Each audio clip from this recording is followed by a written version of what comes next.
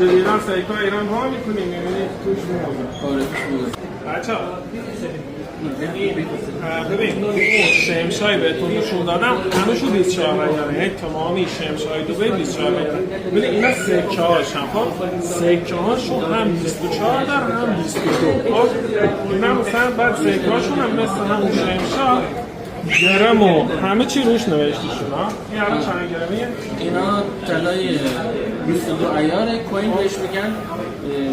ایشون گفتن که به مناسبت این که ما تازه این طلا فروشی رو افتتاح کردیم پول سرتیفیکت نمیخواد، یعنی 50 درهم 30 درهم که میگی اونم نمیگیرن. یعنی هیچه تو فقط یه چیزی پول تلاش میکنه دیگه، پول حباب و مثلا هر چی گرم هر زرد در قیمت روز میکنه پولش میدیم. دقیقاً ساخت مثل ایران نیست که مثلا دو برابر پول حباب بگیرم، پول دوستان داستانه نه هیچی نیست. بعد اونم مثلا نه سرتیفیکت داره نه شناسنامه داره، معلوم از کجا اومده از کجا رفته. جدیدن سیکا ایران ها میکنیم میبینید توش موزه. آره توش موزه.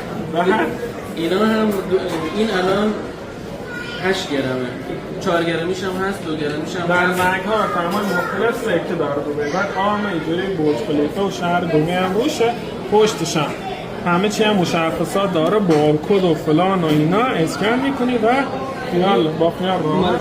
بچه یه چیزی بهتون بگم بچه تو دبی اگه اومده طلا بخره، حالا اینا سکه گرمی حساب میشه ولی طلا دیگه که دستمزد دارن باید چونه بزنی.